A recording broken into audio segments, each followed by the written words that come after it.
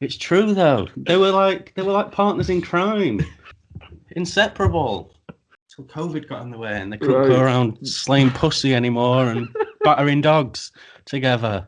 Take a ride on Tony the Pony. Take a ride on Tony the Pony. Please take a ride on Tony the Pony with Mr. Pineapple. Oh yeah, it's Mr. Pineapple's Wonder Hour.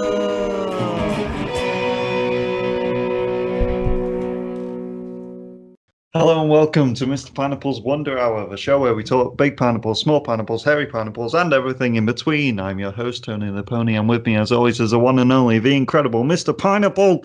How are you, Mr. Pineapple? I'm all right. Yeah? Yeah, I'm a bit tired. Yeah? Tired. We've had a week off. We have. We watched...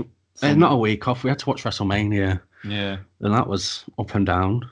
Yeah, I would have rather done 5 podcasts. So it went on for 2 nights. It did. How long did it go on for? Well, Each night? The first one, obviously, were delayed for like 45 minutes to an hour. Yeah. Too long. Too long. Too long. Like 8 or 9 hours. Yeah. Or 10. Oh, You don't need that much. You don't need that much. We'll talk about that later. I was reading about brain surgery the other day. Right. I got really into it. Did you know that people voluntarily drill holes into their head to break through the skull so that the brain can breathe because they think it makes them better at thinking? Who? Just random people. I was reading about it on the internet. They did do a lot of LSD and stuff. Right. Like, this guy. Because you start off reading about. I was reading about Shibata, the wrestler. Yeah. And he had to retire because he had like a cerebral hemorrhage, which is like bleeding on the brain and stuff. Yeah. And then I was reading about the ways that they combat all this stuff. And then I got onto brain drilling.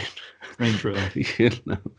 And yeah, because obviously when you're a kid, your skull's not fully fused and stuff. So they claim, their theory is that when it's fully fused, blood circulation can't get around the brain as effectively. Right, and because evolution has made us stand, which means we have less blood in our brains, right? You've had a week off and now you're a brain surgeon. I'm not the surgeon, I've just been reading. Carry on. These are not my theories.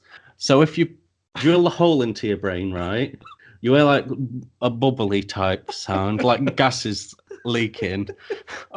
Is that not your brain just leaking out? No, because it's the gas that's in there, like coming out. Right. So they say that your brain is more free and like you were as a child because you've got this hole in your head. I mean, the child still have like skin and.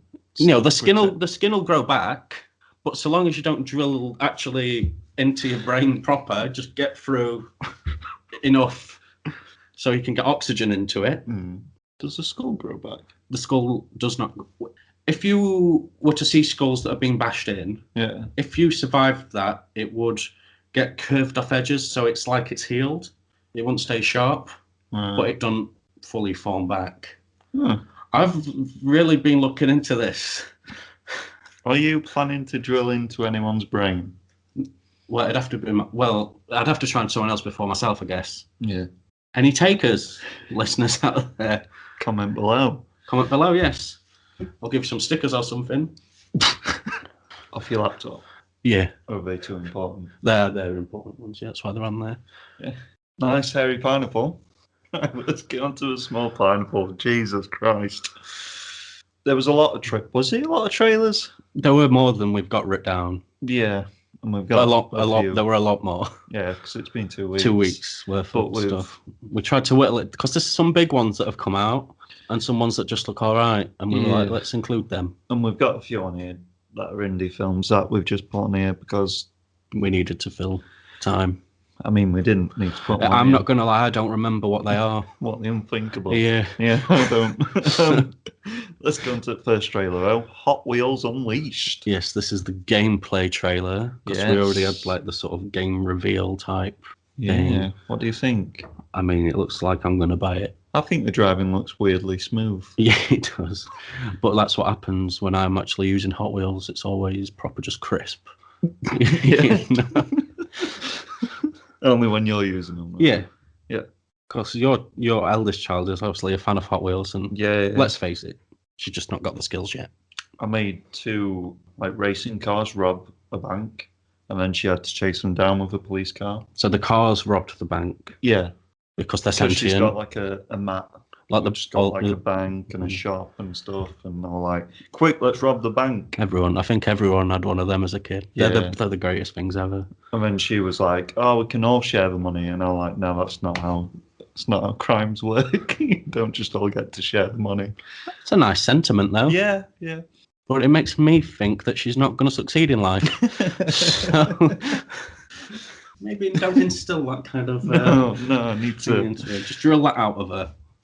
With the drill. No. But only when a brain thing's fused, the skull's fused properly. Because there's no point now just drill into a brain and kill her. Yeah. You don't want to do that. But Hot Wheels Unleashed. What did you think about the cutting the corners? I like the jumping over the track. I liked the cheekiness of that. It didn't pay off for him because he got overtaken because he crashed. Not by the car that who were overtaken in the first place. He just weren't very good at it. No. I like how you can just skip the whole map if you want to. There's sneaky ways, there's shortcuts, there's multiple routes, you know. I'll be pre-ordering this. Nice. Hopefully, like a deluxe set, and I hope it comes with cars and shit. Yeah. Real cars. Right. Not like in-game cars. What about a game for in-game cars? Well, if we've got a QR code on them, you can scan them into the game. Don't talk about QR codes because I'll just get people messaging me about them again. Fucking bullshit. I sold that for just way too much. That'd be a cool way to sell the toys along with the game, though. You get the box and you can scan the toy into the game. I mean, what's the oldest Hot Wheels toy that you own? I don't fucking know. What about you? From 1979. Yeah. What is it? Just like this little white roadster with red and blue flames on. Nice. It's pretty sick. Next trailer. There's more game trailers, but we're going to talk about some of them later. This is an indie film, The Unthinkable. I can't remember.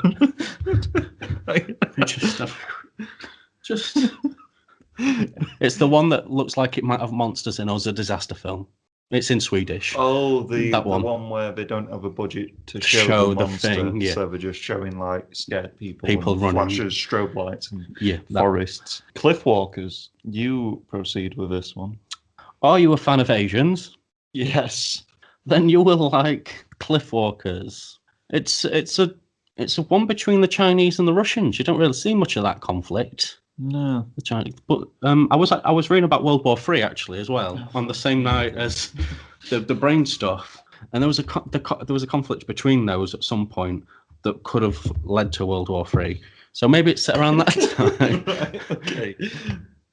Just for some reason you thought World War III already happened. No. You're like, there was a conflict between China and Russia in World War III. No. That could have possibly led to World War III. Right. So I'm assuming this might be set around that time and about their antics. World War III time. No, but that's not World War III, is it? It's an event that could have led to. Carry on. Who's the director? Zhang Yimou. What's he done? I'm not talking to you now. You've laughed at me. I'm good. We have to talk. That's what a podcast is. But you were like, oh, it's him. You did like Hero and stuff. Next one. The Man in the Hat. This is a nice... It's a sequel to The Cat in the Hat. It's not. It's got that guy from Ghost Rider Spirit of Vengeance in. Kieran Hines. Yeah. Everyone's favourite DC villain. Steppenwolf. It's from that 4-hour film. Yeah, he is. Yeah. This is a silent trailer. Yeah, there's no dialogue in this trailer. Is the film going to be dialogueless? No, you can't get that man and not have him say any lines. I wish he didn't say it in Justice League. Same. But yeah, it's set in France or Italy. Italy. He has a little car and a hat. Someone's dead, maybe, or he's lost his love, perhaps, and stuff ensues. It looks alright though. I like the look of it. You do, don't you? Looks quaint. Looks minimalistic and tugging on your heartstrings kind of film. And you're going to cry to it if you ever watch it. Why? I'm going to cry to it. Yeah. Why is that? Because you cry at everything. Did I not cry at Street Fighter? You wanted to. When they celebrated at the end. No, and he was on about how deformed that guy was, and it was some weird message halfway into the film. Yeah, it's a weird film. It's a weird film. Next trailer. Those Who Wish Me Dead. The new Angelina Jolie film. Jolie. What was the last thing she was in? Salt. From like 2009. That can't be right. No. What's that film she won with Brad Pitt where they were like realised they didn't? Smith. No, the other one where they realised they didn't love each other. Real Life. Oh, Real Life. Yeah, it was just a documentary. No, what's she been in? Well, I know she's going to be in the Eternals, right? Yeah. But that's not out yet, so I don't know why I said that one. Yeah. Well, she's a carry on talking about. She's a fire lady because they can have jobs too now. Women. Well, she used to be in the fire team in the ground support type thing, like doing forest fires. Something occurred in the past, so she's now been put on. Maleficent. So that was the last film she was in. Yeah, the second one. Oh right. So she's been put in like a fire watch tower in the forest. Yeah. You ever played the game Firewatch? No, I know what happens now. Yeah, it's like this, but less. But fires. there's a lot more agents in this. Though. Oh yeah, Nicholas Holt's in this. Yeah. And that one Irish guy out of Game of Thrones, Littlefinger. What's his actual name? Aidan Gillian. He's out of The Wire.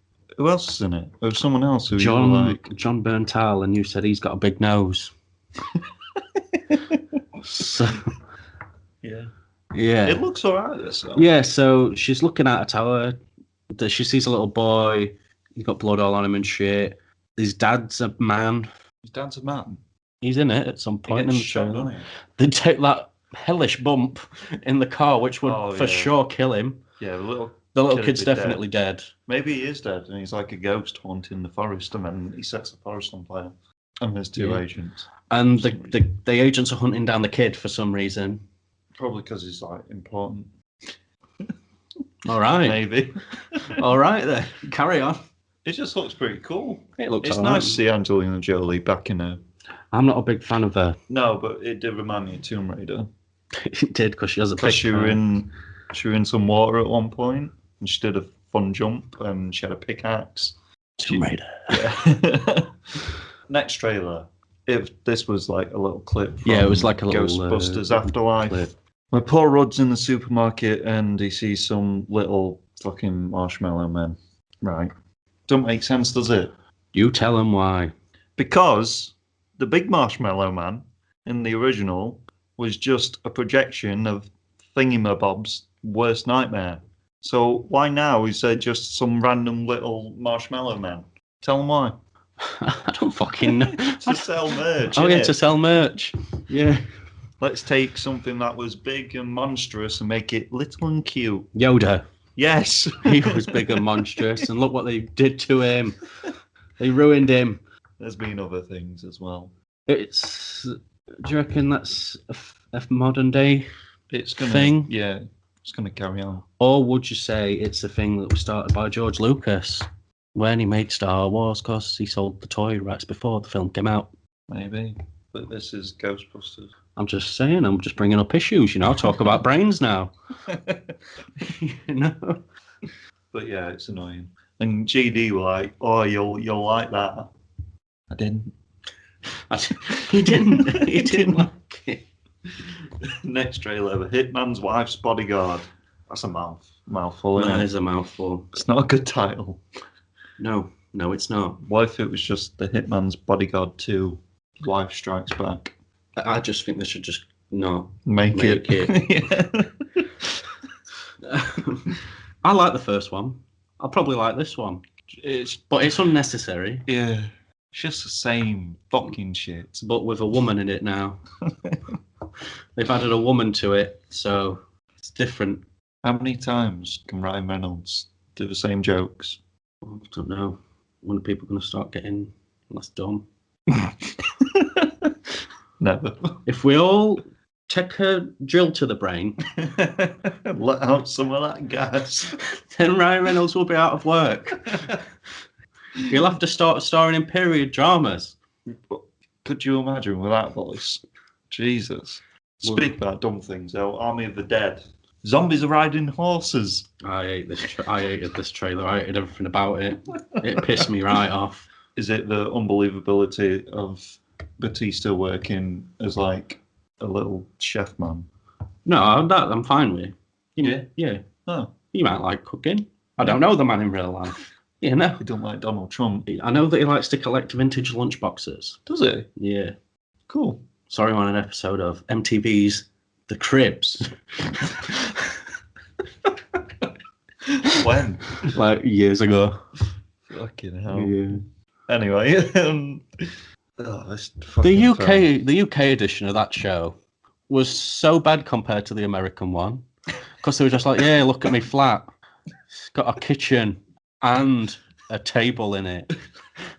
Let's stop talking about MTV Cribs. And then American ones are like, second. here's my basketball court. I've seen the one with Chad inside Kroger. my house. Have you seen Chad Kroger's? I've not seen Chad Kroger. I've seen Batista's. He's got like 5 dirt bikes. I'm pleased for him. A lot of people around Manton do. You know? Army of the Dead. This film's going to be 2.5 hours long, according to Netflix. Unless the Netflix app's lied to me. We're going to have to watch it, though. No. Here we are. No. Zombies are riding horses now. Right. We're all gathering in a circle and big zombies like... It's bollocks, isn't it? It's just bollocks. It angered me, I think. Like, they're smarter now. Did you watch me watching the trailer?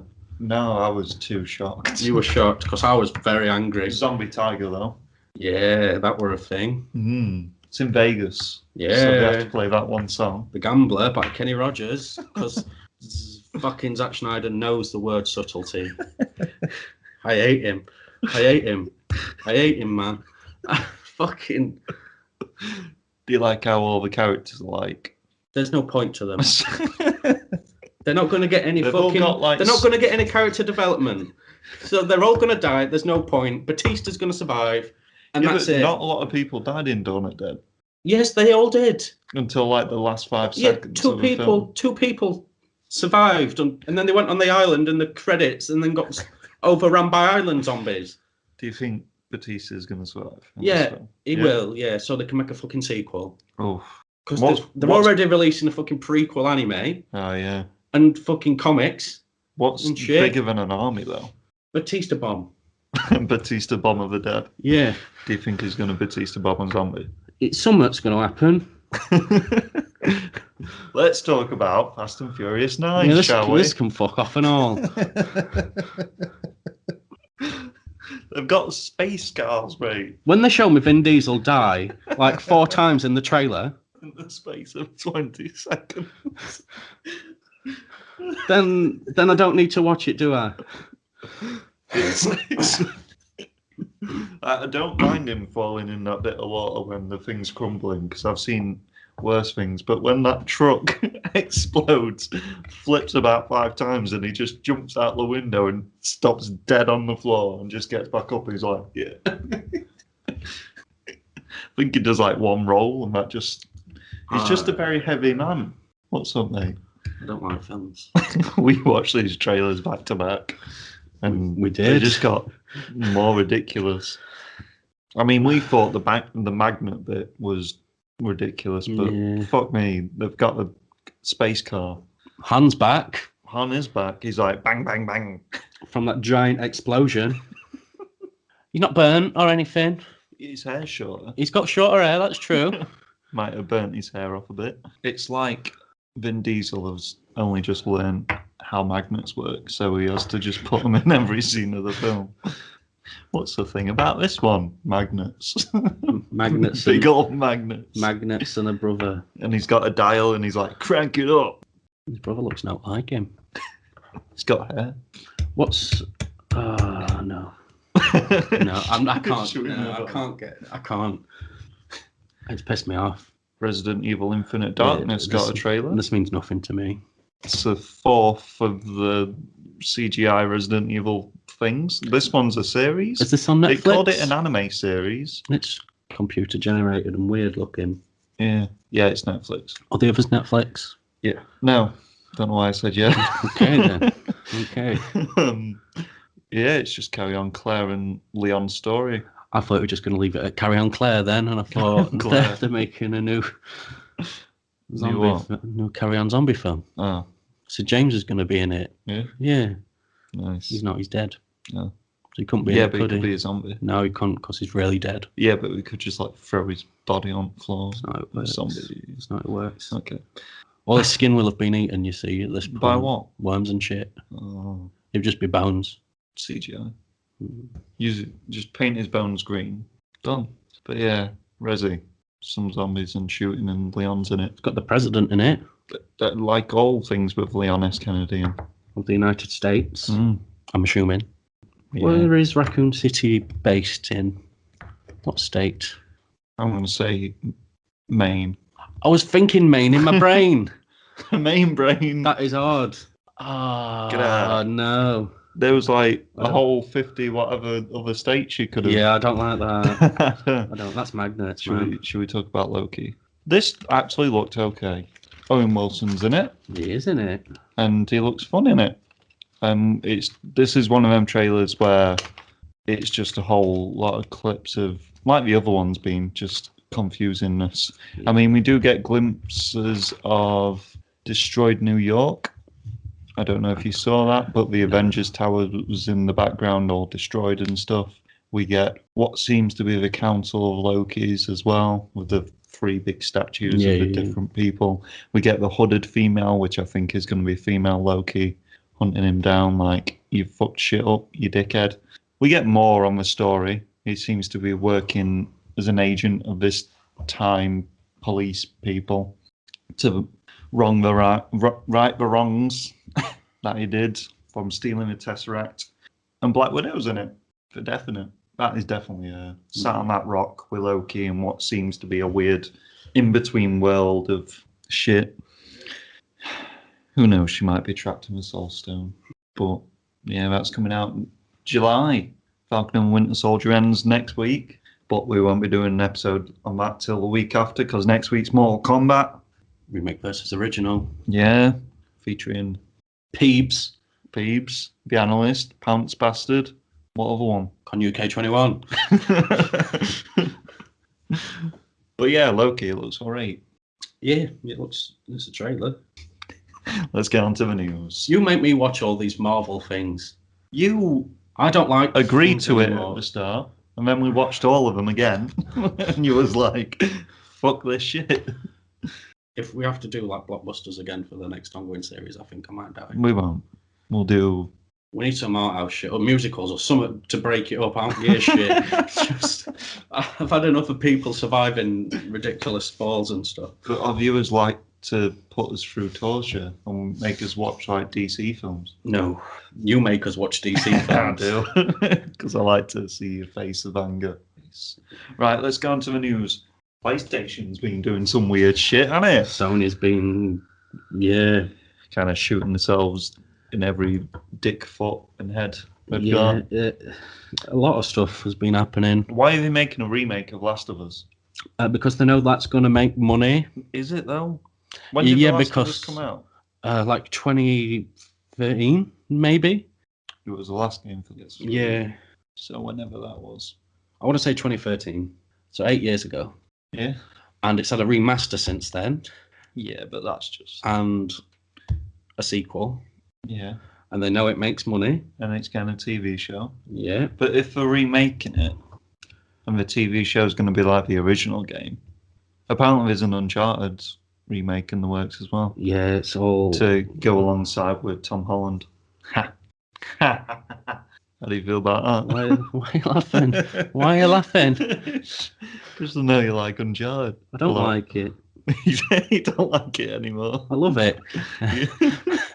And there's no need, is there? There's no need. But did you want to get Days Gone 2? I've not played Days Gone 1. It's like Sons of Anarchy. It made an awful lot of money, Days Gone, from what I remember. Did it? Yeah. Because it was like, look how many zombies we can fit on the screen, but and then it was like halved when the game came out. It weren't a critical success, though. It's just bland. But would you rather they take chances on making something new like that, or do you want a Last of Us remake? I want the Last of Us remake. Right, okay. So you're the people in the Sony boardroom then, right. Yeah, so Sony have been doing a lot of weird shit in like the past month or so. Yeah. They're shutting down the PSP, PS Vita, and PlayStation 3 stores, right? So you can't buy any of them after, like, I think it's May or something, sometime. It's sometime coming up. But the issue with that as well is half of the things that people are buying apparently won't have any patches or anything. So the games are going to be in the worst possible playable states for a lot of it and stuff. So people aren't going to know exactly what they're buying when they buy it. It's ridiculous. I was listening to a What Culture Gaming podcast, and one of them went out and bought a PS3 just to kind of savor what they could. Which one was it? The one that likes Resident Evil. Was it Ben Roy? Yeah. I don't like Ben Roy. Is it because of his hair? No, it's because all of him. All of him. All of him angers me, really. Well, there's a shot at ever maybe getting in contact with What Culture Gaming. What Culture Gaming, if you're listening, fuck off.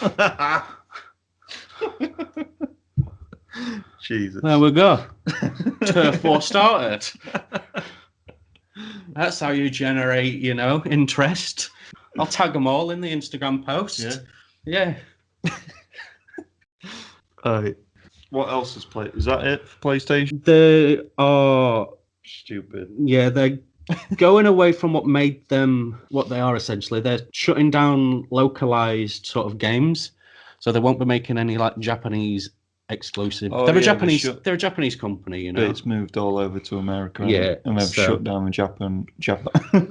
Like even on the studio, because they're pandering to America more now. Like in Japan, the OK button is normally like circle, like it has been for God knows how long. It's ingrained into them. But on the PS5, they've changed it to X, so that's why PS5 sales and stuff just stupidly low in Japan. Like it's sold barely anything there. Well, I guess they have to press a different button because they're trying to implement their wants onto the Japanese market. Right. The people that made them. Yeah. Essentially, as a company, it's madness. And there's the whole stuff of just not taking any risks anymore and just making the most. They seem to be going in mainlined games. Yeah, it's we're all about money. Because they put out a lot of great new IPs in the PS4 era. They said they don't care about cultural decision making or something, and they just care about money. Yeah, they don't care about game culture anymore. So if a game's like culturally significant, but didn't make X amount of money, they don't care anymore. They just. I mean, we could kind of see it coming with them like buying out studios and then just going, "This is all exclusive." Ha, fuck you. Like they seem to be just like with all the timed exclusive Final Fantasy shit that they did. They've done other deals with Square Enix and stuff, and only putting certain characters from their games in games that are obviously not PlayStation exclusive, and just weird, petty things like that. As long as I get God of War Ragnarok, I'm not bothered. It's putting me off wanting a PlayStation, if I'm being honest. Why? Because I just want Games Pass. But you're still getting your Horizon. Yeah, I'm just going to get Games Pass and Xbox.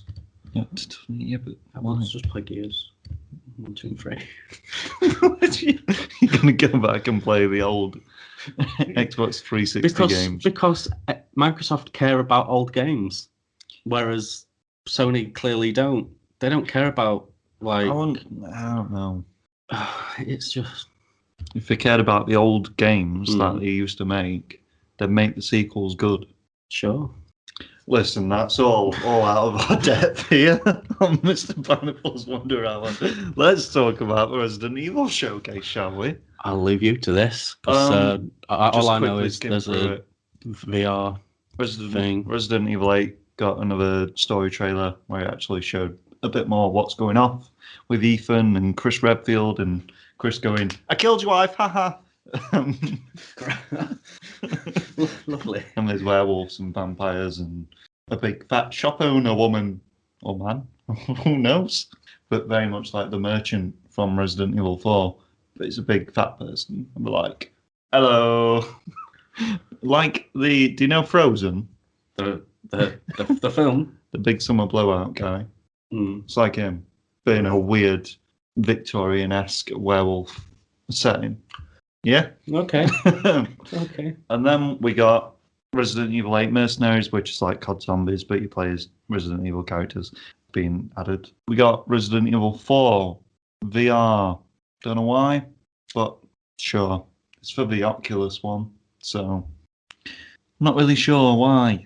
Is Oculus the I think it's just a PC one. Yeah. So it's not on PS. No. I'm guessing it will be when we eventually announce the PlayStation 5 VR 2 or whatever it's going to be called. Yeah. Because that's got the two doodahs. Resident Evil 4's in VR. So you get to see yourself get decapitated by a chainsaw man. He's a scary boy. That will be actually pretty scary in VR, to be fair. He's very scary. Is this a Resident Evil 4 remake that we're on about? It can't be. Probably not, no. No. But yeah, that's it for Resident Evil Showcase. I mean, they've got another demo coming out that I'm going to stream over the weekend at some point. Hopefully it's longer. Yeah, it's 60 minutes. Oh, so it's not like the 4-minute one. Does it include that bit in this one? Right. You get 60 minutes to kind of just explore the village that you're at and see what you can do. Is there any enemies that you can interact with? Oh, yeah, there will be. Right, cool. But yeah, dead people. We've got a lot of them. Are you ready, people? Are you ready? You seen the first one? You getting it up? Oh. Helen Mccrory. Damn right. We found out about her death while planning the episode. So she was a British actress. She worked on stage in things, in stage? Shakespeare stuff, like 12/9. Nice. She was in The Queen. She was in Skyfall. She's in Peaky Blinders. She's in other things. Oh, she's in Hugo. What a good film. Is that the Scorsese film? Oh. She was married to... She was in Harry Potter. Harry Potter. She was inside Damian Lewis when they were married. She was married to Damian Lewis, should I say? Narcissa, yeah. Narcissa. You don't know Harry Potter, do you? No. Oh, it's Draco's mum. Oh, I don't know Narcissa is. I thought that were a new film that you were mentioning. In Harry Potter. Yeah. She died of cancer, age 52. Oh, shit. Sad times. Next death, Enzo Biscotti. How do you say it? How do you say his last name? Ciotti. Who was it? You said only you were going to care about this one, didn't you? It was an Italian poster and was an Italian artist. Right. Who did a lot of famous posters and video covers. Which ones? Oh, to show you some. Yeah. Just like weird things. Oh. You know, like them kind. Is that it? These kind of ones. I mean, not it. The Thing. What am I on about? Ones. Yeah, nice. These ones. Waxwork. Evil Dead. These ones. Yeah. Anyway, carry on. He's dead. How did he die? Let's have a look. He undead. He died on the same day as Gianetta De Rossi, right. who was an Italian makeup artist who's worked on films such as Emmanuel in America Zombie 2 in June. Not in the deaths there, but they are now. This person worked on the same films as him. He did the special makeup effects on Rambo 3. Oh. Very nice.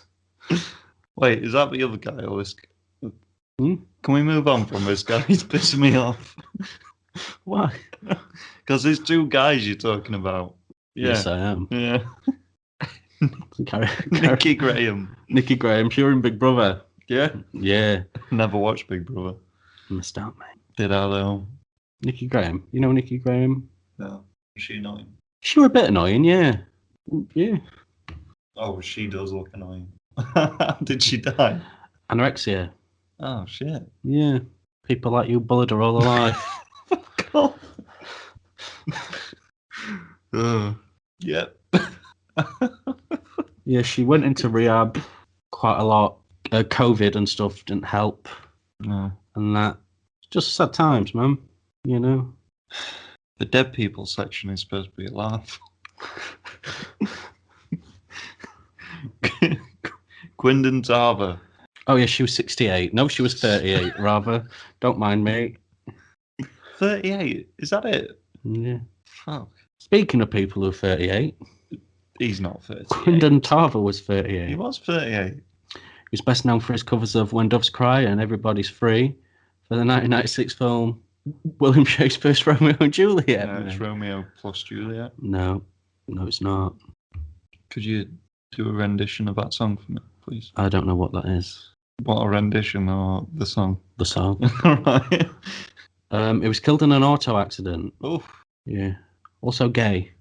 Unrelated to the car accident. Yeah. Yeah. Paul Ritter. Paul Ritter is the guy. He played the dad in Friday Night Dinner, amongst other things. Is he also in Harry Potter? I am unsure. I will take a look now. Hey, I'm being informed. I'm being informed. Yes, he wasn't 38. How old was he? 54. Let's see what else he was in.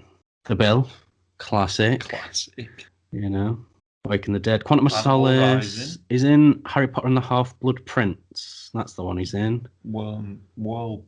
Eldred Warple. Warple. Sure. Amongst other things. He died of, I want to say, it might have been a brain tumour. A brain tumour. Yeah, it did, Yeah. Sad times. Lived in Kent. DMX. Dead. Nasty man. Nasty man. Known animal abuser. Is it? Known homophobe. Is it? Yeah. He got charged with animal abuse and animal cruelty, right? And then he starred in like police public awareness videos about animal cruelty.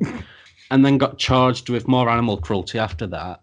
And they let him off again because he starred in more public service announcement videos. And then he kept getting done for it. And then Deadpool happened. And then he's just a homophobic dead man. And now he's dead. Everyone loves him though on Instagram. And Yeah, stuff. I know they do. Yeah.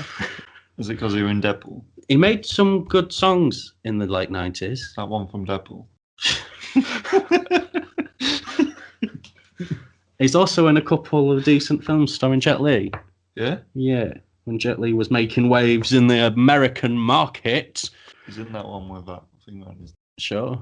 That one with Morgan Freeman in. Is he in that one? Jet Li?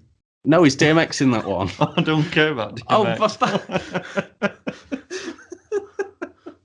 Just saying Jet Li was in that film. You're about Unleashed, right? Yeah. With Bob Hoskins. Right. I've seen that film and I'm like, I'm sure DMX isn't in it. That's why I was confused.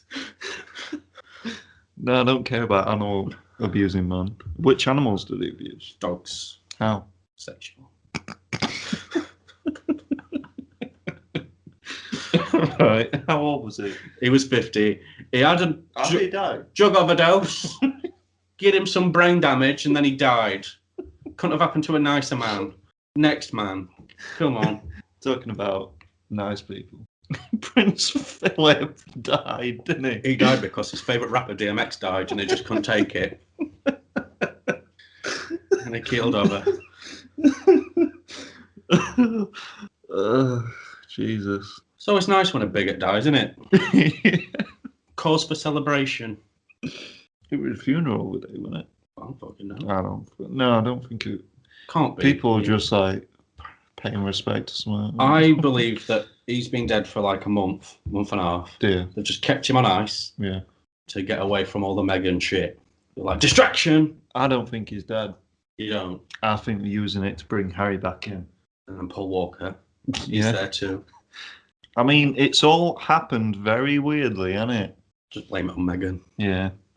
He just couldn't take the heartache of his grandson, First. great-grandson, leaving the grandson leaving the family. So he was First, his favourite grandson leaves with his favourite unborn great-grandchild. Yeah.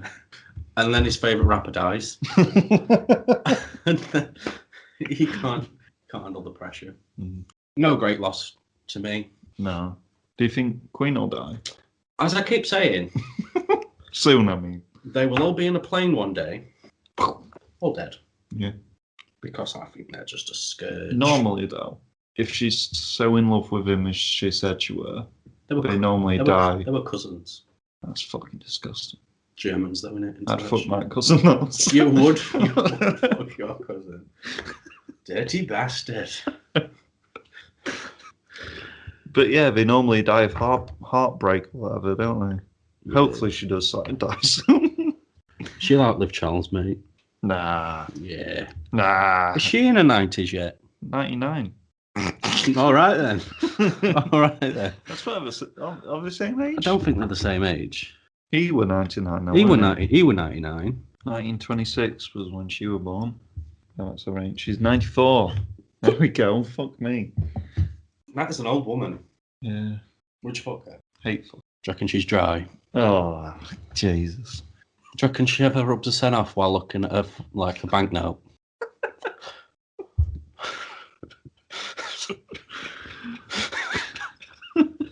Shut up, mate. That's the dead people for you. Snoop Dogg and Scott Adkins joined Day Shift. Yes, it's a new vampire thriller-y type thing on Netflix. It's a weird combination. It is a weird combination of people. I'm happy for Scott. I'm happy for Snoop. No, yeah, Snoop's but a bit of a dick Snoop now. Doesn't need it. He's a wrestler now. He did that one frog splash. We saw him do a splash from the top rope. Yeah. It didn't look bad at all. It looked bad. Yeah. You'll watch this, though, because you like Scott Adkins. I'm a fan. Kerry Mulligan and Adam Sandler. You've spelled her name very wrong. In Spaceman. Yes, they're going to be in a sci-fi drama. I don't know what it's about. Drama? Adam Sandler. He can do drama, yeah. He should have got an Oscar for that one film, he thinks. Uncut Gems. Just go with it. Yeah. Happy Gilmore. That's my boy. Little Nicky. The water boy. Grown-ups. The cobbler. Grown-ups too. Punch Drunk Love. I pronounce you Chuck and Larry. I now pronounce you Chuck and Larry. You lose. That is a very, very, that they couldn't make that film today, could they? It's a good film. And it's only 14 years old. Is it going to be his Spaceman? Bit weird seeing Adam Sandler. I didn't read any of the articles, mate. I only know I know you headlines. didn't. I know you didn't. It's fine. I thought you were going to do it. You thought I was going to read the screenshotted articles that you sent me? Yeah. Right. Mads Mikkelsen and Phoebe Waller-Bridge going to be in Indiana Jones 5. We don't know who they're going to play yet, but we can only assume that Mads is definitely a villain. Oh, yeah, definitely. Do you think Phoebe Waller-Bridge is going to be some weird love interest for Harrison She Ford? can't be. He's like 82 or something in here, and she's like... Still finger-banging hoes, though, isn't he? Finger-banging hose, yeah. As long as she's going to be in it, we can only hope so. No. Swinging with the monkeys. He won't be in out ever again, that lad. He's in that one film that was good. Which one? Peanut Butter. Let's not do this again. Peanut Butter Falcon. Let's not do... I thought you were going to name fucking... Oh, you want me to name Shia LaBeouf films? Yeah. Fury. Stop. Right. Eagle Eye. Eagle Eye. Fucking hell. Deep cut, that, innit? That film's about a drone. Where are we now? Disturbia. Disturbia. I think he's in that. iRobot. He's in iRobot. Yeah. And I'm getting the nod from Peebs. He's in Disturbia. Constantine. Oh, he's in... You're just naming all the 2004, 2005 films. Holes. I was going to say Holes. You stole it. You've gone a year earlier. Can we carry on? Oh, yeah. Guess so. Transformers. Darius is gone. Wait, who's Darius? It's a big rabbit. The big rabbit. Oh, the big rabbit.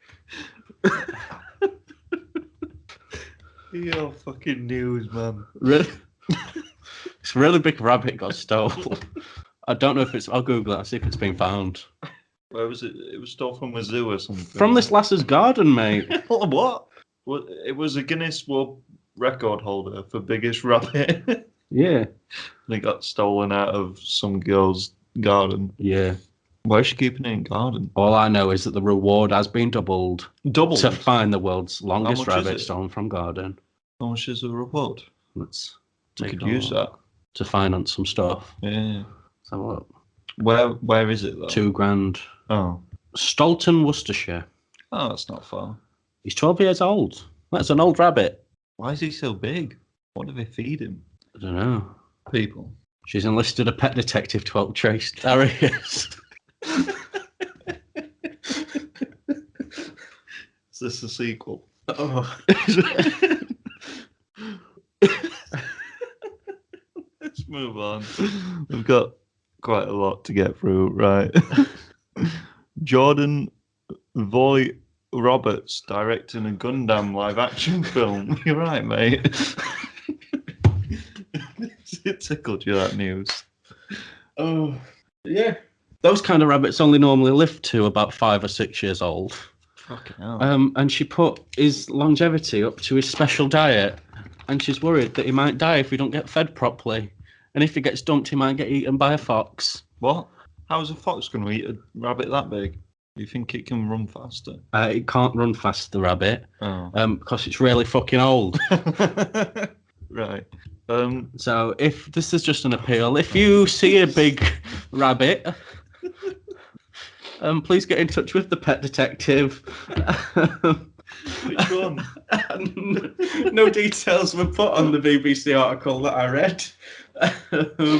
But if you Google pet detective, I'm sure something will pop up. It's been a week. Look where we're at. I'm telling you, if they don't make a documentary about this disappearing rabbit on Netflix, then what's the world coming to? Do you want to see a Gundam live action film? No, I don't care. Okay, I don't care. Next news. Renee Elise Goldsberry joined She-Hulk.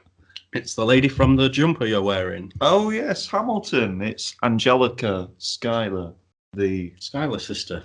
more important Schuyler sister. Yes, we don't know who she's been cast as because I didn't read the article. It just said she joined the cast, and it wouldn't have said who she would cast at yet, because Marvel would just... Yeah, it's true. Yeah, it would have just been some guy going, she could be this obscure character from this one comic. Who would you cast as the big rabbit? Stop. Jimmy Bell. Jamie Bell, yeah. Who would you cast as the pet detective? Jim Carrey. Jim Carrey. Yeah. It'd have to be, wouldn't it? Yeah. It'd have to be. It's a really big rabbit, man. Did you see it? Yeah, I saw it. Big one. Paul Dano. How does a rabbit that big You know, disappear? it gets stolen. They were like, I want the Guinness World Book of Records. That's what happens, man. You shouldn't try and have an ego and get in the world record book if you didn't want your rabbit to get stolen. Because if they steal it, and like just put another name tag on the collar, they can go, look, my rabbit's bigger. Same size though, innit? I feel like just pull it a bit. Pull it a bit, right? Okay. Stretch it out a bit, you know. Maybe the pet detective was the stealer. Can we move on? Fuck me. Paul Dano joins the Spielberg film about himself. Yes, the cast's filling up. Seth Rogen. Yeah, Seth Rogen and other people are also in it. Who's Paul Dano? He's from fucking There Will Be Blood. He's from The Girl Next Door. Trying to name films you might have seen with him in. He's from Ruby Sparks. What the fuck is that? He's from Love and Mercy. You will know him if you saw him. Is he from Shoot 'em Up? Oh, he's gonna play fucking what's his face in Batman. Yeah, I know who you're on about. Yeah, Riddler. Riddler. Yeah. He's joining Spielberg film. Probably playing like his brother. Or You something. can't spell. Look, I'm taking notes. Park Chan-wook adopting. What the fuck does that say? The sympathizer? Sympathizier. You read fast, so I have to be like, oh, that makes sense to me. The sympathizer. What's that? That's not what that says, though, is it? So, I don't even know, mate. I didn't read the article. I got it up now. It's been one of them weeks, hasn't it? You said I've had this rabbit on my mind all week, so I've not been able to do the work effectively. Okay. This is a fucking shit show. And we're going to talk about Street Fighter later on. Right. I'm vetoing that news. Nah. Come on, then. Novelist Viet Thanh Nguyen I'm getting a drink. Nguyen announced on his social media this week via Vulture But his Pulitzer Prize-winning 2016 book, The Sympathizer, is getting a television series adaptation, courtesy of Park Chan-wook and A24. That doesn't let me know what it is. Oh, a hybrid of historical fiction and the spy genre, The Sympathizer centers around a mole from North Vietnam embedded in the South Vietnamese army. When the mole is exiled to the United States, he remains rooted in a local South Vietnamese community and becomes an advisor to an American film about the Vietnam War. The mole eventually returns to Vietnam to fight back against the communists. That's what the article is saying. We're supposed to be somewhat of reporters. It's been a week, mate. You'd understand if you'd read that Big Rabbit news before me, you would have been the same. Sly Stallone is not appearing in Creed 3. Yes, he's not appearing in it because they want the story to be more focused on Adonis Creed, played by Michael B. Jordan. That's essentially the cut and dry of that story. But isn't that the film's in it? I guess he did have like cancer in that one. In the second one, maybe? Yeah. I've not seen number 2. I really like number 1, though. Yeah, cool. I've not seen him. Oh, I think you'd like number 1. I really like Michael B. Jordan. Ryan Coogler. I really liked Ryan Coogler as a director. Yeah. Until Black Panther. I wanted him to be the next Bond director after watching Creed. Yeah. And then he made Black Panther instead, and then I didn't want him to make it anymore. I don't think he made it instead. No, he did. Okay. He did. Because I were casting him, you see. And I have that kind of power. I like kind of pull. Right. On the broccolis, you know. Barbara Broccoli's the producer of James Bond films. Right. Don't worry, Pretty Little Brain about it, mate. Yeah. Godzilla vs. Kong breaks pandemic. And that one's spelled correctly. Pandemic box office $300 million. Is that since it went worldwide, or is that just like a weekend total? Worldwide Of all time? Since the pandemic's happened, yeah. Right. Nice. It's the highest grossing film since pandemic, basically. That's what I'm saying to you. And people saying it's bad, but people are still watching it. They will do, though, because it's new, innit? Maybe it's slightly good, though. All I'm saying is, I'm going to watch it, don't get me wrong. I'm just going to fast forward for all the humans. Yeah. I just want to watch Big boys doing big boy things. Just give me that. That's all we need. Big gorilla dick, big lizard schlong, dog. Boom. Magic. We got the first look of Powerpuff Girls, didn't we? Well, paparazzi pictures. You didn't like this, did you? No. Made you angry, didn't it? Buttercup. Right. She just don't look angry enough. She's supposed to be the edgy, like... They just look shit, don't they? Look shit. Big Powerpuff Girls fan? Yeah. It just... it's going to be just... like Bridesmaids, but with superpowers. That's what it's going to be like. Let's move on. Fucking pieces of shit. Mission Impossible, whatever the next one's called, it's delayed until 2022, mate. Oh. I know. Sad times. Going on to DC news. You thought, where's all the comic book news? Well, we got it right at the end. Some racist people on the internet are mad over Superman's dad maybe being black in the Krypton series. Lovely. They're thinking about casting that Bridgerton, the Bridgerton star. Right. And we're all like, but Superman's white. But it's like, he's an alien, mate, isn't he? So shut your fucking mouth.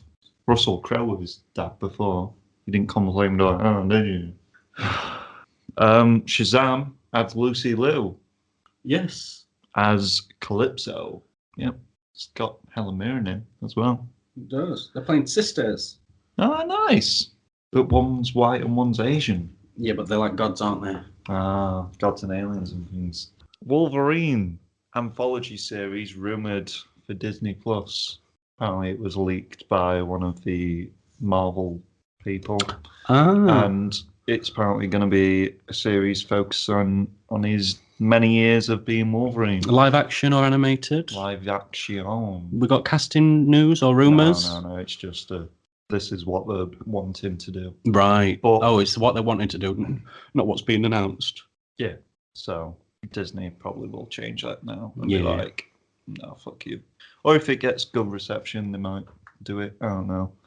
Surely it was rumoured to start, like the show was going to start when he was like Berserker mode, like Weapon X mode, and then do like flashbacks to ye olde England times and stuff.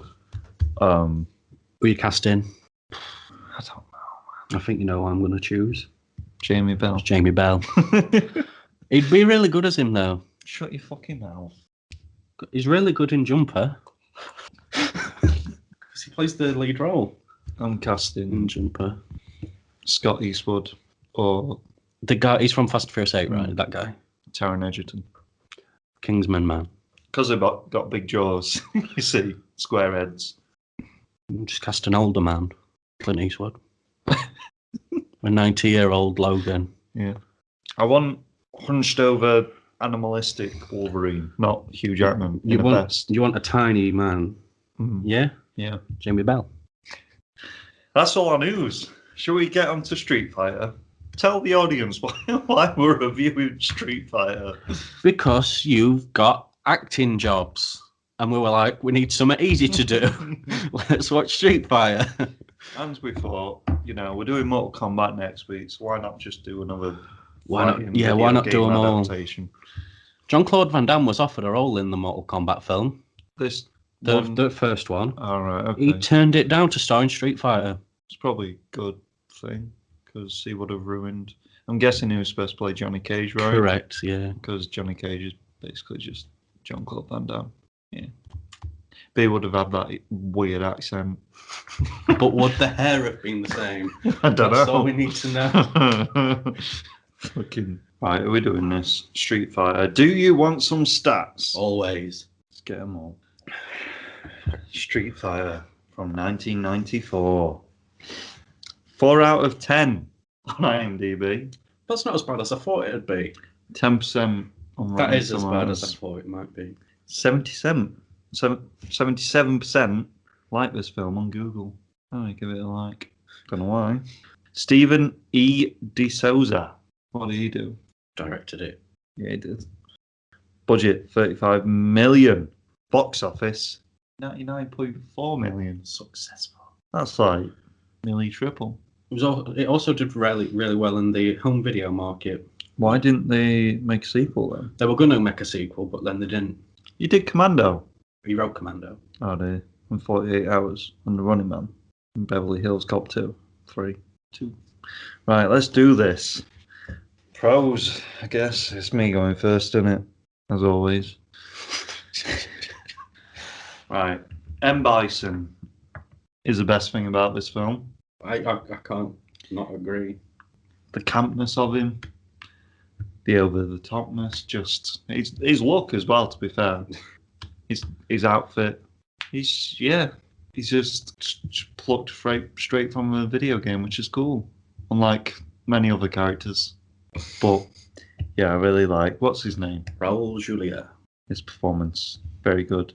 I like the look of his little foot soldiers as well. With the little red helmets and they look just cool. Because I like it when we go like balls to the wall, video game weird look. Not when it's like halfway there, we all look like generic soldiers kind of thing. I mean, some of them do, but Vega, he looks like Vega does. I mean, pretty boy in a mask with a shit snake tattoo and a long ponytail with a claw. M. Bison's second in command, which his name is something I can't pronounce. Where is it? Zangief. I'm not a massive Street Fighter fan. I'll get the name up and I'll try and pronounce it. It's there, mate. Zangief. Zangief.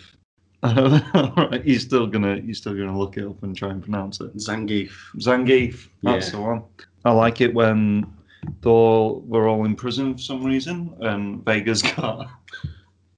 Because they got raided by Jean-Claude Van Damme, so they all got arrested, mate. Right. Okay. And then he's got his claw made out of like sticks and shivs and stuff. He made a prison shank version of his claw. It's just fucking stupid, isn't it?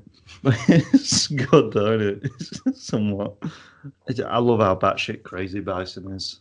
He's in denial so much about because he thinks he's a good guy and bringing good to the world and ascending the human race and stuff.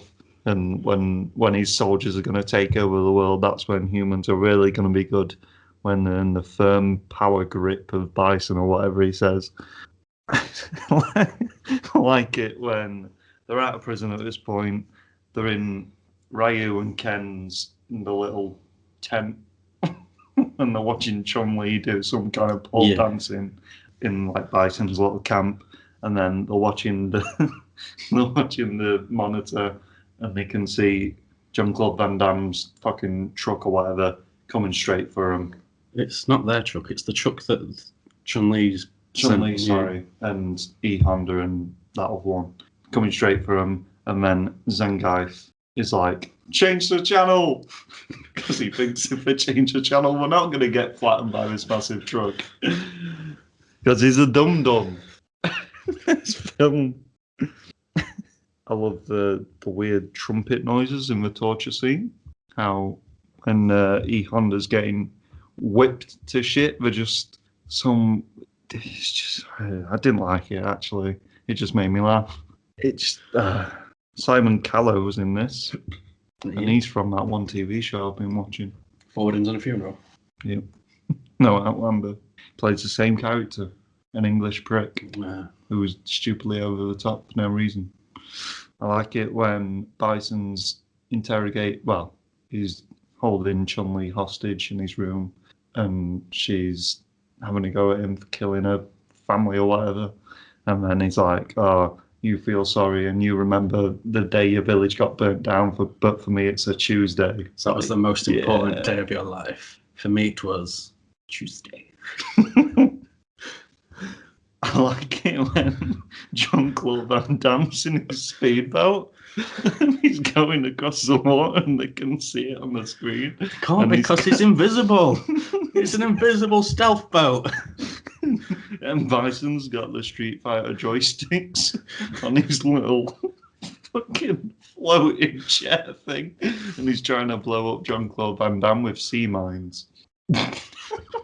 It's a Street Fighter film. It's great. I like it when he thinks he's blowing him up, right? And then he goes, game over! And then there's a Street Fighter fight, kind of, at the end, between M. Bison and Jean-Claude Van Damme. I'm just calling him Jean-Claude Van Damme, because he's not Gully, is he? He's just a fucking... Gully. Guile.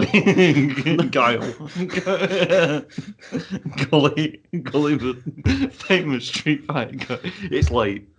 Guile. Do want that spin-off, though, with Gully. Giles. Giles' dim-witted brother. Maybe it is. His hair was different. I like it when M. Bison levitates. Why does he levitate, though? I can't remember what his fucking says. So about some kind of electro-charged magnetism. Just a fancy, stupid name for magnets. But it just looks cool. Somewhat. Yeah. I like it when Big Idiot Russian Man is talking to DJ, who I'm not sure if is a Street Fighter character or not. Yes. And he's like, you got paid? And yeah, he's just fucking... I didn't really, but it's funny, isn't it? Because he's stupid boy. And then he realises, oh, Bison's a bad guy. So, yeah. When he has a best redemption in a film ever.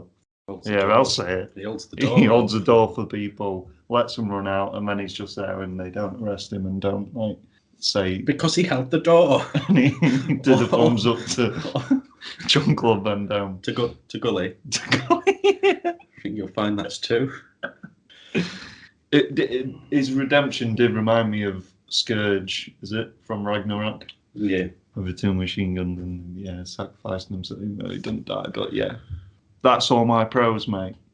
Raul Julia is just insanely great in this film.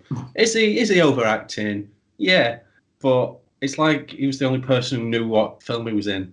Kylie Minogue was in this film. Kylie Minogue is in this film, and she's certainly in it. Yeah, my first 5 notes I wrote down were just people's names. Right. Carry on. So I don't know if they're pros or cons or not. Well, whose names have you got written down? Ming Na Wen. Right. Did you like her in this film? She's alright. She's fit. It's pro then, isn't it? Fit looking. Raul Julia. Pro. Excellent. Can you not read that one, mate? Kylie Minogue. And then Jean-Claude Van Damme. Is Jean-Claude Van Damme? Oh, Benny the Jet. Benny the Jet. Benny the Jet Arcades is in this film. Best known for being in a few Jackie Chan flicks. He did the sort of training of the cast and whatnot. trying to make him. Even if they got Ben of a Jet right, and the action is still fucking hush. Yeah, the action isn't good. But is it fun? Yes. I just love the fact that Raul Julia made this film for his kids because he knew we were dying. Yeah. And he's like, my kids love Street Fighter. Is it the best portrayal of a video game character on screen?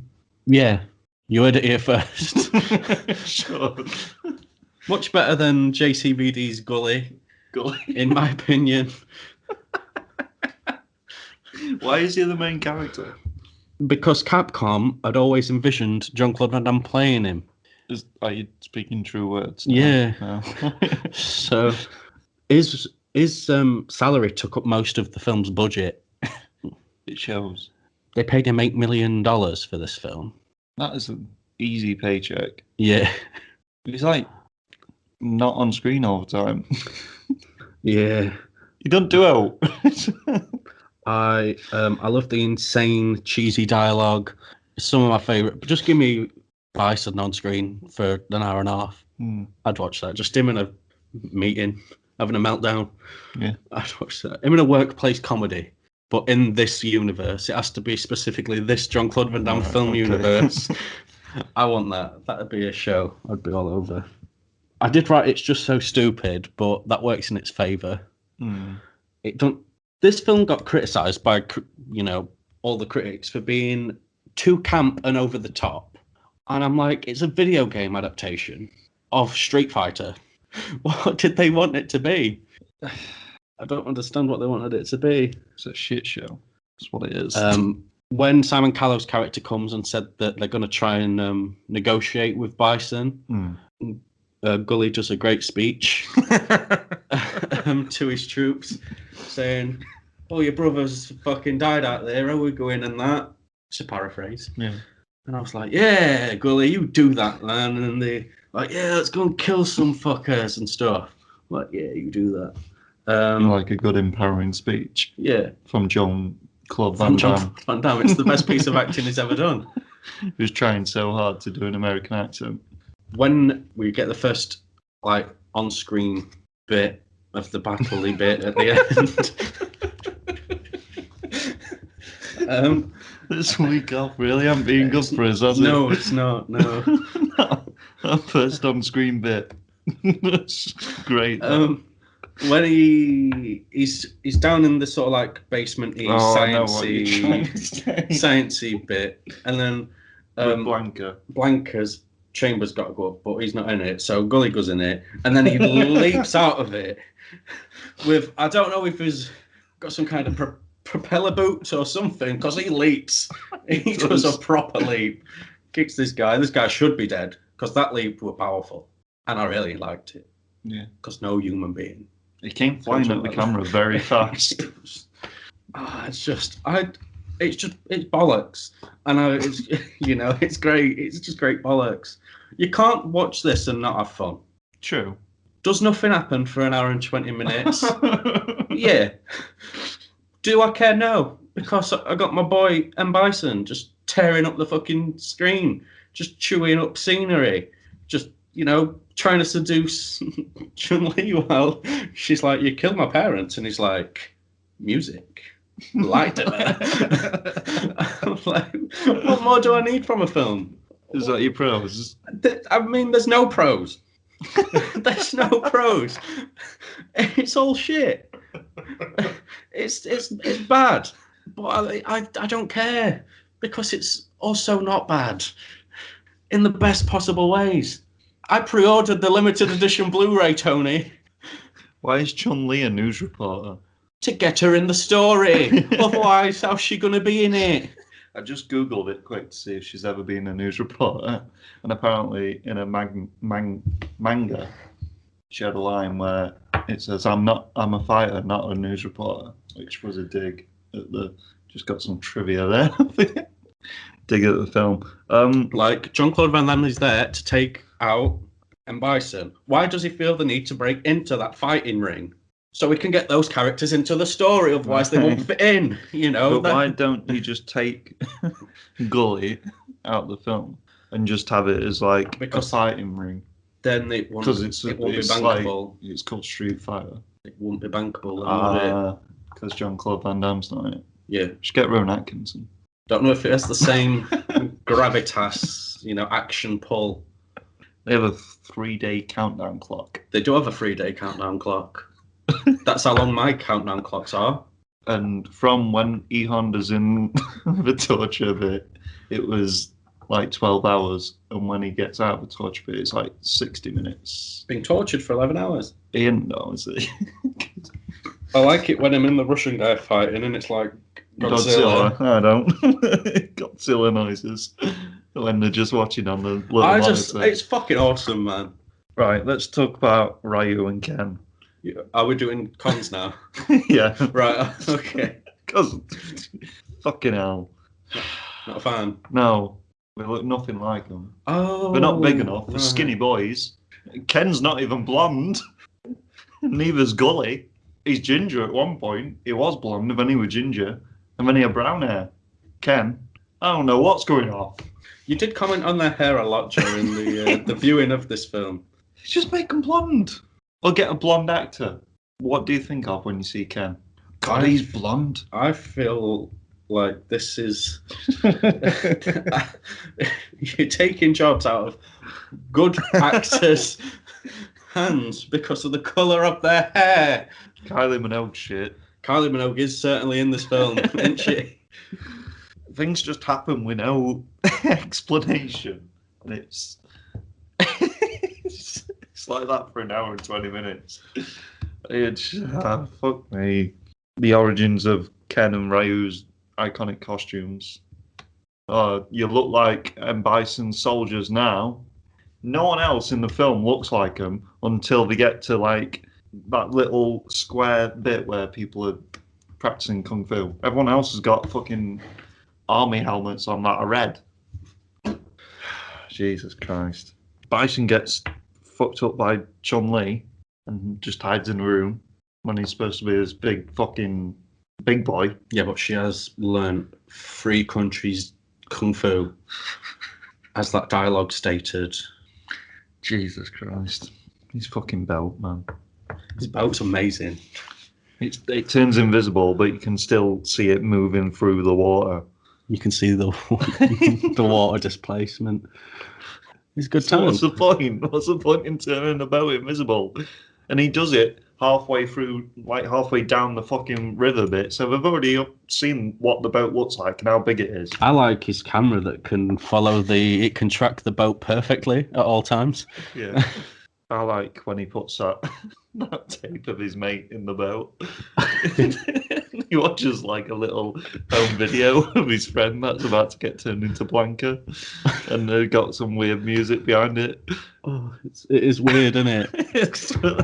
If you have seen Fatal Deviation, there's a lot of scenes that have that kind of similar music in Fatal Deviation, and I thought, am I watching Fatal Deviation? Blanca don't look good, does he? No.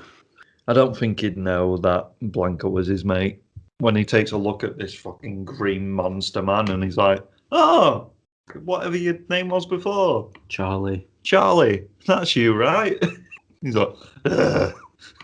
Yeah, there's a weird, like, when he says, look at him, do you think he's human? And then there's just like a weird doctor man who sends out a weird, like, don't attack people's appearances message at a random point in the film, and it's just weird. And then he's bald. He just become bald. The Doctor Man loses his hair for no reason. It probably is referenced at some point. We'll have to rewatch it in a minute. I'm not rewatching that shit. So there's a point where E Honda gets slammed through the ground, and it like opens up. It's like when you go to a kid's well, you don't go anymore, but when you went to a kid's play area as a kid. I've been to an adult one. Yeah, and we got them like. So take your statement back. Like foam felt like. Take your statement back. You know when you climb up them triangle bits? Where? I'm not allowed to go to them anymore. Fuck off. Right, it just looks shit, alright? The action in this film is just fucking bad kicks towards the camera, that's it. There were a lot of production issues while making this film. Stop defending the piece of shit. Jean-Claude Van Damme was on a lot of drugs at this point in life and having an affair with Kylie Minogue. Because of everything, they had to film second unit and first unit like in different countries and stuff. So there weren't no real correspondence between the director of first unit and the director of second unit, and it got very heated, and that's why things seem a bit disjointed and stuff. A bit disjointed. Yeah. The whole film's just a disjointed mess. They had to hire a handler for Jean-Claude Van Damme on this film, and apparently he was just a worse influence on him. And he just didn't turn up to set often, or just used to come in with booze and shit. Nice. So. And Bison's suit has a CPR machine built into it. Not? No. If anything, that's a pro. Everyone should have that inbuilt, then there'd be less deaths. You would want more deaths in the world. It does then inject adrenaline into him as well. Summaries. I haven't done any cons yet. Yeah, you have. Shut up. Go on then. Cons. Kylie Minogue isn't naked in this film, and I would like to see that very much. Just ask Jean-Claude Van Damme what it looks like. He probably won't remember. Because he was coked off his nut while making this fucker. He has weird hair. He does. He's fucking... It's very weird. Gully, right? It's weird. It's weird hair. His hair's iconic, isn't it? It's like tall and that, and it's like flat at the top and spreads out like... It's like one of them... I don't know what they're called. The twisty, weird light-up, hairy sticks. I don't know what that is. Well, I like it when she fires a bazooka into the temple, though. Yeah. It's like the one thing she does. Twisty. I mean, it's just it's bad. I would say all of the film is a con, in essence. Yeah. Is that it? There's some weird bits in it. Like the weird home film he starts watching of his mate while he's just in this stealth boat with his two army friends, T-Hawk and Kylie Minogue. Yeah. It's weird. It's weird. It's weird. There's that one woman who runs with a shoe. She does run with a shoe. Summaries, go on then. Alright, here we go. Nothing happens, and it goes stupidly quick, for like an hour and 20. And then it drags weirdly while having everything happen in the last 20 minutes. And there's just a whole lot of bullshit in there. Some of the characters look okay, but it's not a Street Fighter film, as in it's got nothing to really do with the core elements of the games. It's just like a generic action film with a game just smeared into it. But Bison was standout performance, and Zangief, fuck you say it, was really funny as well. For me, go on. Is it good? Fuck Gully. No. But is it fun? Fuck yes.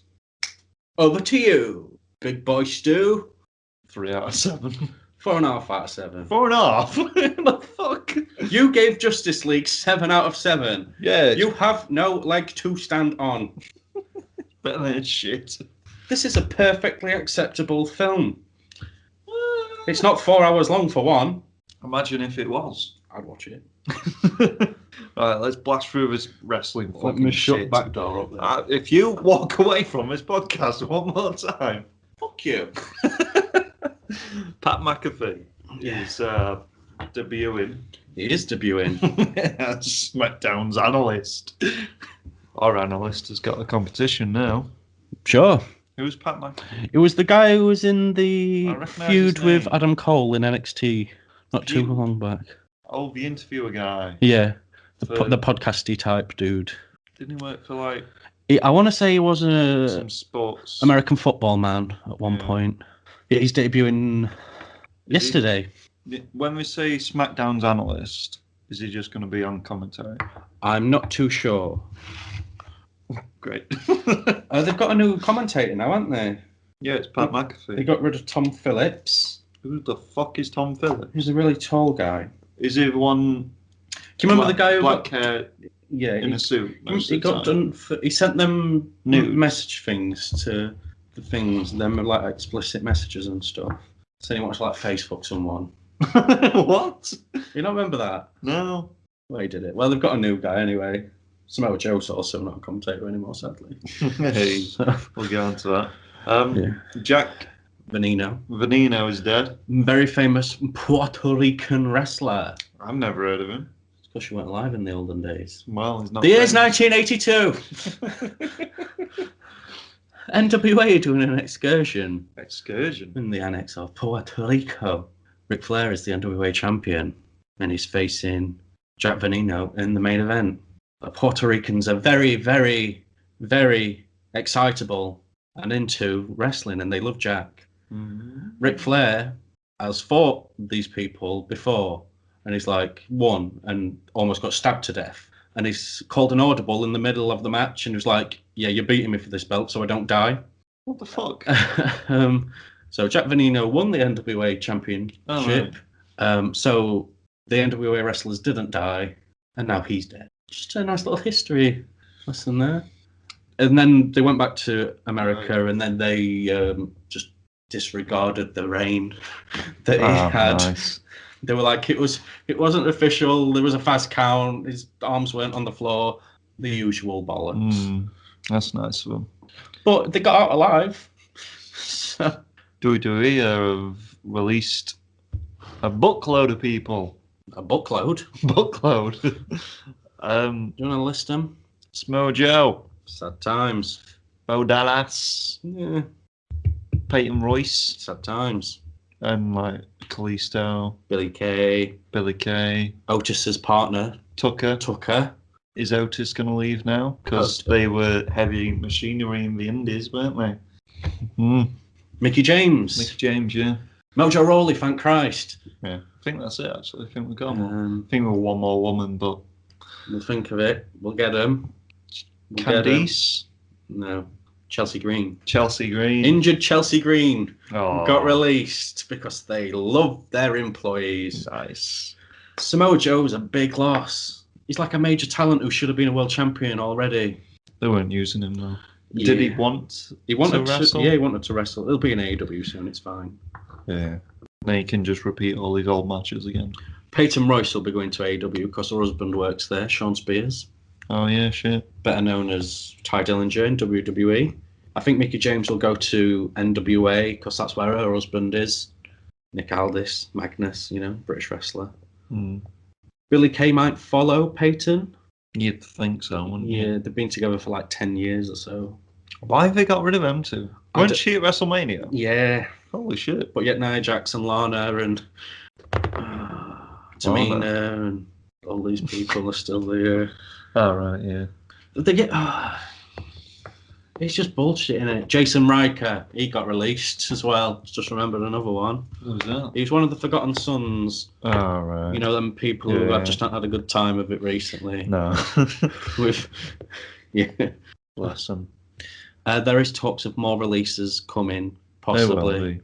It's madness. Madness. Madness. Shit band. Good band. Shut fuck off. Sure, fuck off. Should we talk NXT Stand and Deliver? Much like WrestleMania, this was done over 2 days. The first time NXT have done that. Pete Dunne defeated Kushida. Though Kushida, I believe, became the new Cruiserweight champion on this past week's episode of NXT. Bronson Reed beat a bunch of other guys to receive an NXT North American title shot on day 2. He beat Isaiah Swerve Scott, Cameron Grimes, LA Knight, Dexter Lumis, and Leon Ruff. Volta defeated Tommaso Ciampa in a match which is apparently very, very good. And MSK defeated Grizzled Young Veterans and Legado del Fantasma for the vacant tag titles. And then Raquel Gonzalez defeated my girl Io Shirai for the NXT Women's Championship. Sad times, Tony. Sad times. Because Io Shirai is for life, you know. Day 2, Santos Escobar defeated Jordan Devlin to determine the undisputed NXT Cruiserweight Champion. Yeah. Obviously, they had to do COVID prevented Jordan Devlin from, like, you know, defending the belt and stuff, so they did like a thing and that. Ember Moon and Shotzi Blackheart defeated The Way to retain the NXT Women's Tag Titles. Johnny Gargano beat Bronson Reed, who won the Gauntlet the night before, to retain his title. Karrion Kross beat Finn Balor for the NXT title. And in a 40-minute unsanctioned match, Kyle O'Reilly beat Adam Cole. Apparently, 2 very good nights of wrestling. Yeah? Yes. Yes. You're going to watch it? I planned on watching it, and then I forgot, and then I was like, shit, WrestleMania's on in an hour or so. I can't watch it now. Oh, that's sad, isn't it? Yeah. WrestleMania, you say? We watched it. Yeah, we did. Boy, oh boy, oh boy.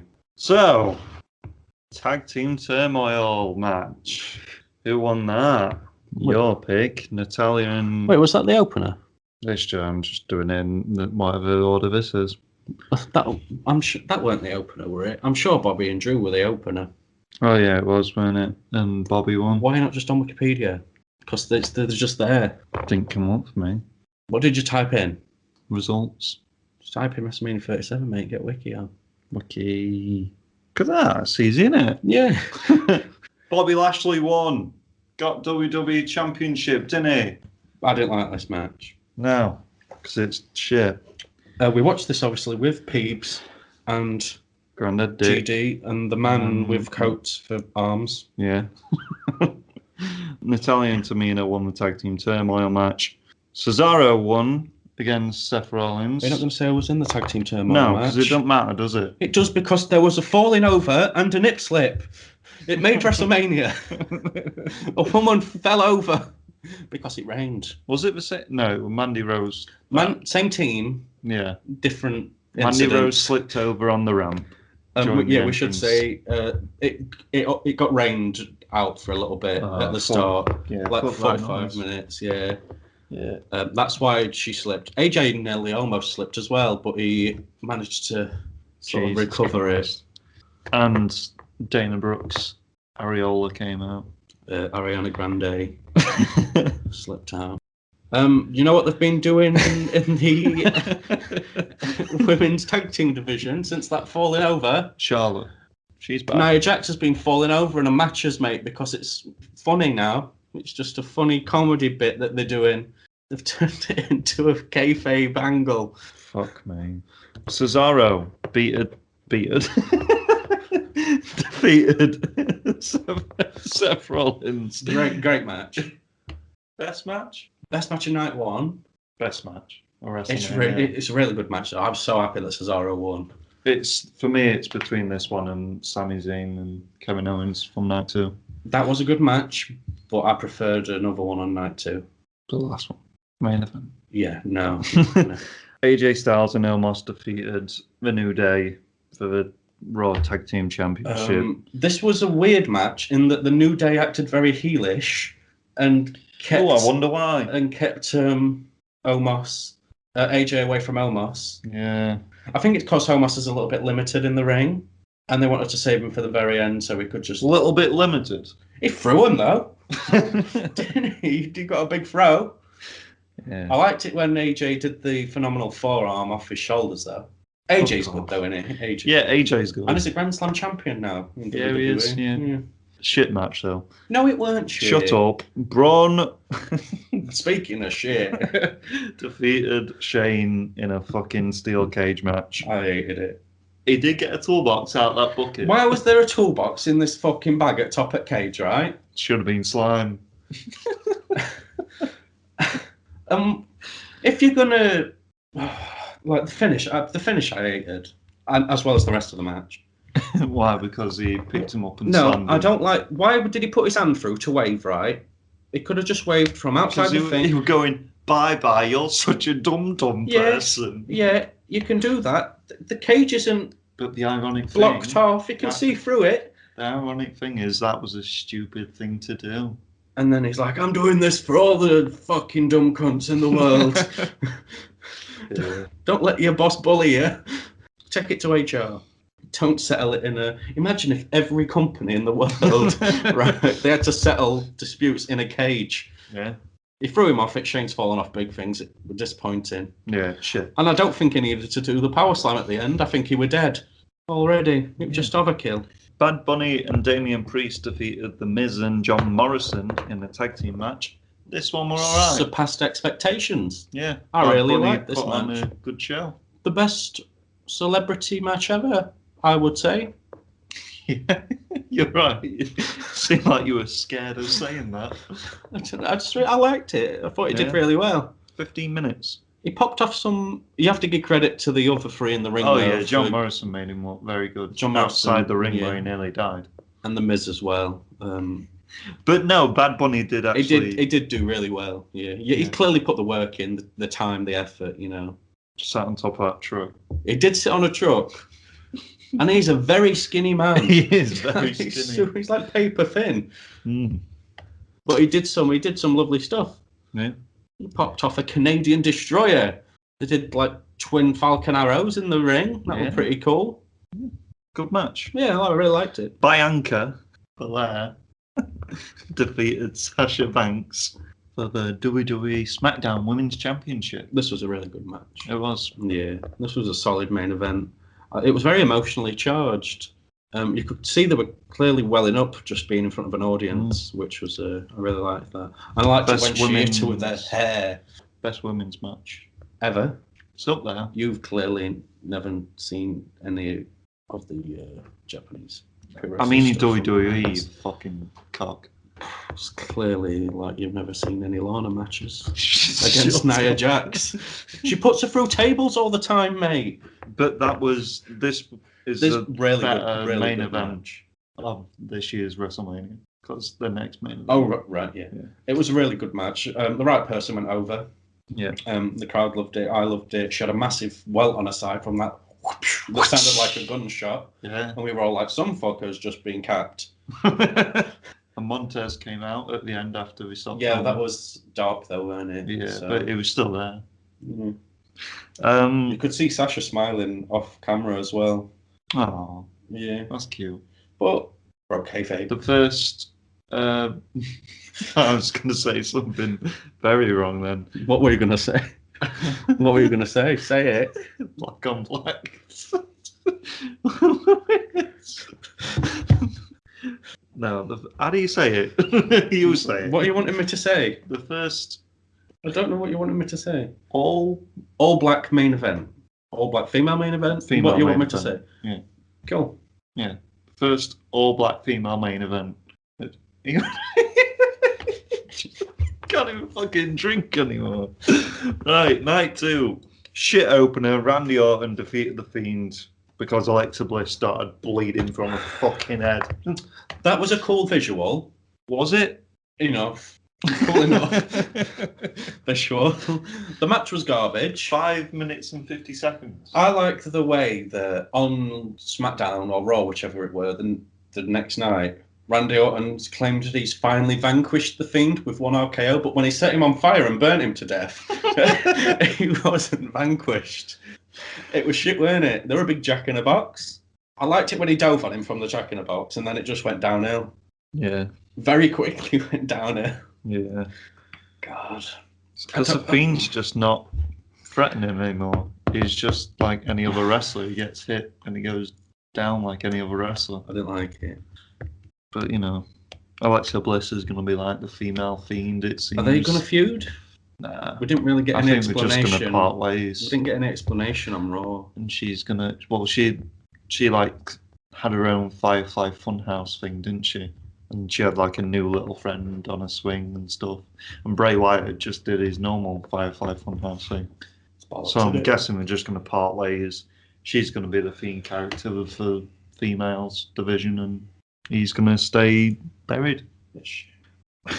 Nia Jax and Shayna defeated Natalya and Tamina.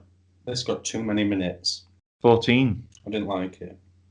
Yeah, this was bad, wasn't it? Shayna deserves better. For the Women's Tag Team Championships. Shayna's really good. Yeah.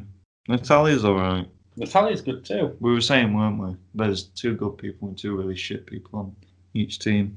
Next match, Kevin Owens defeated Sami Zayn. Really good match. Only 9 minutes. Yeah, it was a weird night too because no one really got that much time. There was a lot of fucking around though, weren't there? And Logan Paul was there. He was there. I'm guessing we're not counting the few minutes after when Logan got in the ring and got stunned. Yeah. Once this got going, it was really good. It was pretty much essentially a rehash of everything they've done before, but everything they've done before's good shit, and this was good shit. And Logan Paul took a stunner, all right. He did take a stunner. I was happy with that. I like the way that he got booed by the audience right from the get-go. It's because he came in as a prick, didn't he? With his fucking sunglasses on. I listened to his latest podcast and he was like, I hated coming down as that character, but I play that character too well, don't I? So, because he hates himself. But apparently I think it was Shane told him backstage that he is one of the best celebrities that took a stunner. We've all seen Donald take one. Yeah. That weren't good. Because they used to use stunners on celebrities like all the time. I think everyone in wrestling's taken a stunner by this point. Yeah, he did a flip, and apparently he didn't know that he was going to take a stunner until Kevin literally, when he let go of his hand and looked at him. Apparently he said that he's going to stun him there, right then and there. And then he was like, oh shit, okay, cool. So that's pretty cool. Yeah, and then Sheamus defeated Riddle in the United States Championship match. I loved this match. This match, all right. It was it was very physical. Men beating each other up. Yeah, big time. I really like the physicality of it. Smashed his teeth in, didn't he? And the finish was just beauty, Tash. Yeah, it got me throbbing. It was one of them it had to be perfectly timed, and I was just like, "Fuck yeah!" And then bleeding out his face. I mean, it weren't perfectly timed, were it? Because he fucking smashed his teeth in. Yeah, it was meant to do that. Yeah. You was saying that this is probably a thank you for him selling for Drew. Yeah, he's been doing good work. Yeah. He deserves it. Really, he's really good. I know he gets shat on a lot, but he's really, really good. He's just a solid worker. You know what I didn't like? How they did a Photoshop with him in his hat and his vest holding the United States Championship, but he never wrestles in that gear. I think this might have been my favourite match on the card. Really? Yeah, I just liked it. I liked it a lot. And that finish, I'm going to rewatch that finish a lot and be like, yeah. Yeah, but Cesaro winning made you more happy than Sheamus. That did make me more happy, yeah. But I thought this were a better match. And then we get Apollo Crews, who defeated Big E in a Nigerian drum match. What do you reckon of Nigerian drum matches, listeners? It's a normal hardcore match where there's some drums around the outside that don't get used. One got used. Kind of Irish whipped him into it. They used Singapore canes and chairs and steel steps. It went on for about 6 minutes long, and then a new character appeared. Yeah, Apollo's Nigerian cousin or whatever. He was also in Raw Underground way back when, much like Omos was. This match went on for 6 minutes, right? And it felt like 14. See, we got fucking around in this with his intruder as well. That's why this night took so long. I didn't like it. Because they had all the shitty gimmick things. Rhea Ripley defeated Asuka in a singles match for the Raw Women's Championship. I was really looking forward to this match. It weren't that great, were it? It underwhelmed me. It was a bit boring. Yeah, because as you know, I love both them as wrestlers and women. But it was very... I don't know. It seemed very run-of-the-mill. Weren't a big fan, sadly. And then the last match, Roman Reigns defeated Edge and Daniel Bryan in a triple threat match for the WWE Universal Championship. People have been gushing over this match online. was bad. I didn't like it. It went on for 21 minutes. I thought it had its moments, and that were before they started and after it had finished. It was literally just fucking Edge smacking people with chairs, wasn't it? That's all I can remember. I just Him know pretending to do headshots, but hate- just hitting with chairs. I hated the finish.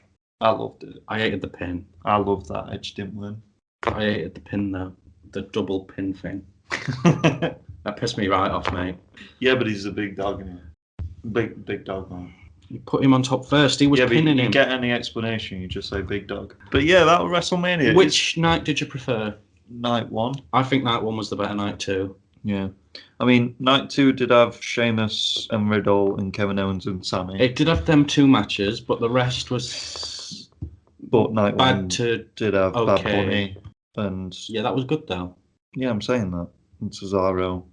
Yeah. And the main event. And the main event, yeah. And the nip slip and fall. Yeah. And AJ Styles. Yeah. And they got the WWE Championship out. WWE Championship match was the first match It's at because WrestleMania. they wanted a big entrant, a big thing to come out first, didn't they? Yeah, but Braun had like the choo-choo trains. It felt weird as a WrestleMania for me though, because there were no real like big moment. Like, oh my God. It didn't feel big. Goldberg's back. Yeah. And then Raw the next day is meant to be one of the worst episodes of Raw that's ever happened. Because nothing happened. Because Charlotte came back. Oh, yeah, Charlotte was like, I missed WrestleMania. Yeah. It weren't even a good WrestleMania. Apparently, we were meant to be sad that she weren't at WrestleMania, and I was just happy that she weren't there. And she's just inserted herself directly into the women's title scene yet again. So she's going to beat Rhea Ripley at... Oh, she after It's called WrestleMania Backlash now, by the way. It's not just called Backlash. Yeah, but why? We know that Backlash is because of... WrestleMania Backlash. Charlotte's going to win. It's all for naught. Why do we do it?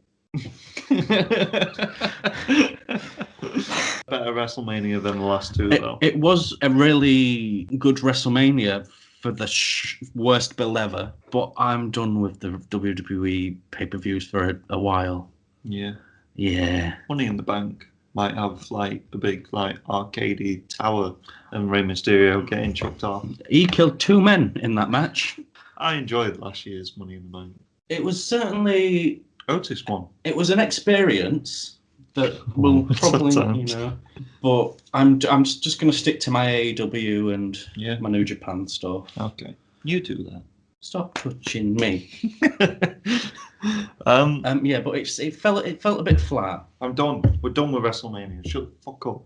Next. Comes in my house. This is Elise.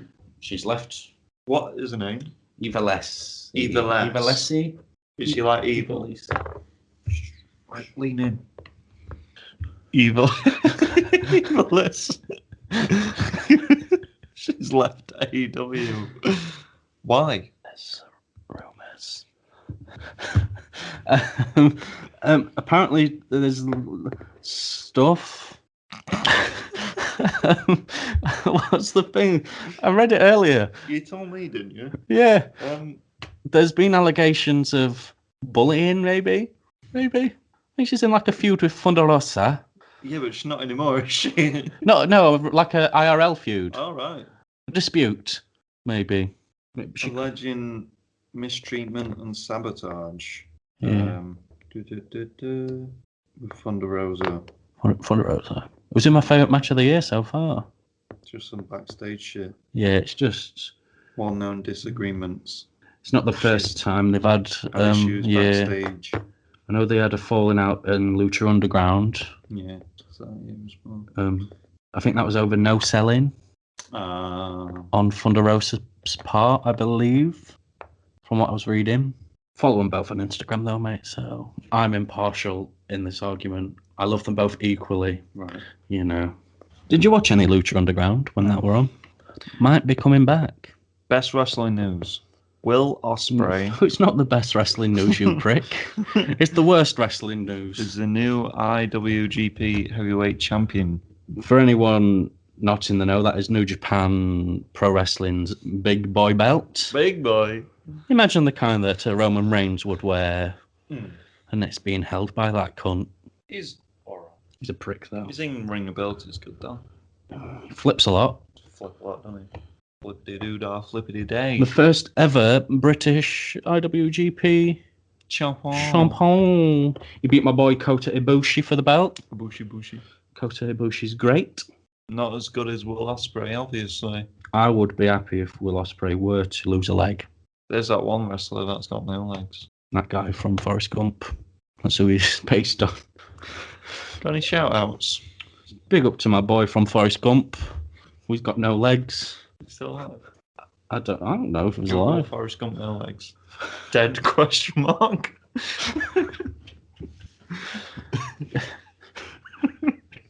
I've got no shout. Just shout out to everyone that joined us for the WrestleMania stream. Much appreciated. Yeah. And shout out to all the boys in WWE for just being there for us when Putting their bodies in the line. Didn't jump off a big fucking ship though, did they? No. Cunts. Or a sword.